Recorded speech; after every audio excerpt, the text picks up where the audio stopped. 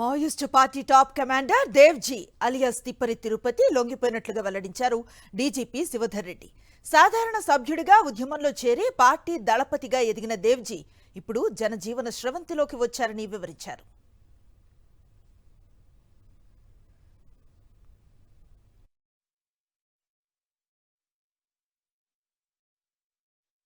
ఈ తిరుపతి జగిత్యాల జిల్లా కోరుట్లకు చెందినటువంటి వాడు. ఈ పాత కరీంనగర్ జిల్లా ఇప్పుడు ఉన్నటువంటి జగిత్యాల జిల్లా కోరుట్లకు చెందినటువంటి వ్యక్తి. ఇతనికి ప్రస్తుతం 60 to 62 సంవత్సరాలు.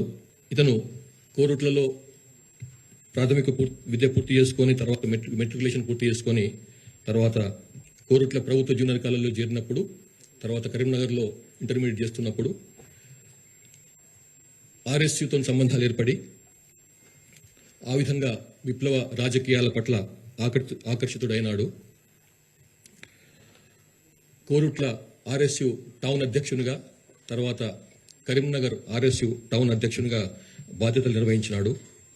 78లో సిపిఐఎంఎల్ పీడబ్ల్యూ కంటే ముందు రూపం ఉన్నటువంటి సిపిఎల్ ఆర్గనైజేషన్ పెట్టినటువంటి జగిత్యాల జైత్యయాత్రలో పాల్గొని దాని ద్వారా ఆకర్షితుడైనాడు. ఇతను 1982లో సిపిఎంఎల్ పీపుల్స్ వార్లో జాయిన్ అయినాడు. 1980లో ఆ పార్టీని ప్రారంభించారు, అది మీకు తెలుసు.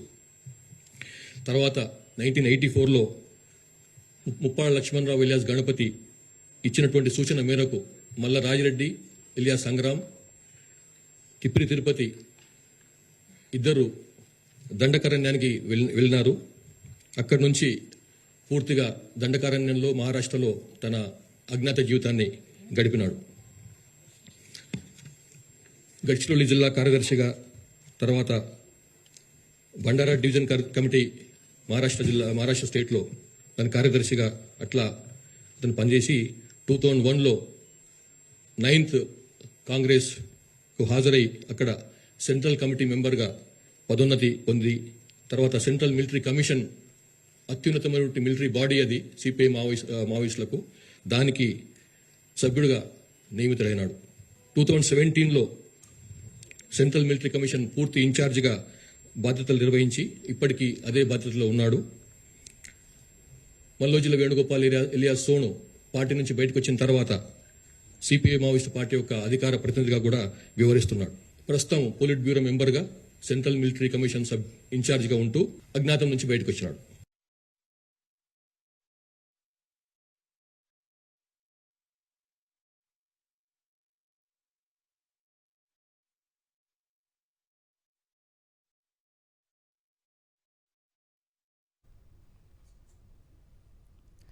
Maoist party central committee member మల్లా రాజిరెడ్డి అలియాస్ సంగ్రామ్ది లొంగిపోయినట్లుగా ప్రకటించారు డీజీపీ శివధర్ రెడ్డి. మల్లా రాజిరెడ్డి పెద్దపల్లి జిల్లా మంథని మండలం శాస్త్రులపల్లికి చెందిన వ్యక్తి అని తెలిపారు.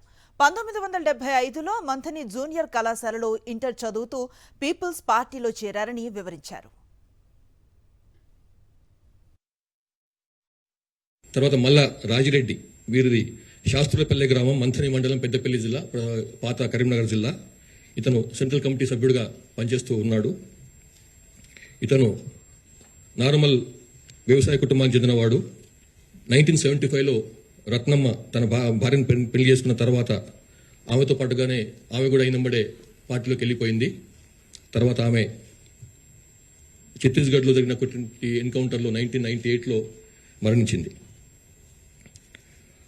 ఇతను 71లో ఇంటర్మీడియట్ పూర్తి చేసి 1974లో ఆర్ఎస్యూలో జాయిన్ అయినాడు.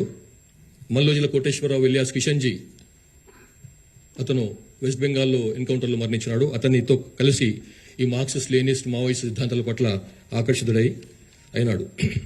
తర్వాత 1980లో సిపిఎంఎల్ పీడబ్ల్యూ ప్రారంభించిన తర్వాత బొగ్గుగనుల ప్రాంతంలో ఉద్యమ నిర్మాణానికి కృషి చేసినాడు. 1988లో అంతకుముందు అరెస్ట్ అయ్యి ఆదిలాబాద్ జైలు నుంచి తప్పించుకొని పారిపోయి సబ్ జైలు నుంచి పారిపోయి 1989లో మళ్ళీ అజ్ఞాత జీవితం మొదలుపెట్టినాడు. సాగర్ నాయకత్వంలోని మంగి ఆదిలాబాద్ జిల్లా మంగి సాయుధ దళంలో పనిచేసినాడు. సరే, ఇవన్నీ డీటెయిల్స్ అన్నీ మీకు. గడ్చిరోలిలో డివిజనల్ కమిటీ సెక్రటరీగా ఆ జిల్లా సెక్రటరీ పనిచేసినాడు. తర్వాత 87లో దండకారణ్య కమిటీకి అప్పుడు పెట్టినటువంటి పీడబ్ల్యూ పెట్టినటువంటి దండకారణ్య కమిటీకి తొలి కార్యదర్శిగా నియమితుడైనాడు. అంతకుముందు ఫారెస్ట్ కమిటీ కార్యదర్శిగా కూడా పనిచేసినాడు. 1990లో సెంట్రల్ కమిటీ సభ్యునిగా నియమితుడై దండకారణ్య స్పెషల్ జోనల్ కమిటీకి గైడ్ చేసేటువంటి బాధ్యతలు అతనికి అప్పగించారు. 2001లో మహారాష్ట్ర, కర్ణాటక, కేరళ, తమిళనాడు సంబంధించినటువంటి ఈ రాష్ట్రాలను కలుపుకొని సౌత్ వెస్ట్ రీజనల్ బ్యూరోను ప్రారంభించగా దానికి అతన్ని ఇన్ఛార్జిగా నియమించారు. తర్వాత 2007లో జరిగినటువంటి యూనిటీ కాంగ్రెస్లో ఇతన్ని పోలిట్ బ్యూరో సభ్యునిగా నియమించారు. అంటే టాప్ 5-6 అతను ఒకడన్నమాట. 2007లో కేరళ రాష్ట్రంలో సంస్థాగతపరమైనటువంటి కార్యక్రమాల కోసం పోయినప్పుడు అక్కడ అరెస్ట్ అయినాడు.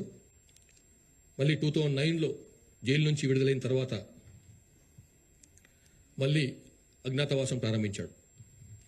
2010 నుంచి 16 వరకు ఛత్తీస్గఢ్ ఒడిశా సరిహద్దు సిఓబి స్పెషల్ జోనల్ కమిటీ కార్యదర్శిగా పనిచేశాడు. తర్వాత 2017లో ఒడిశా రాష్ట్ర కమిటీకి కూడా సెక్రటరీగా ఉంటూ దానికి మార్గదర్శకత్వం వహించాడు.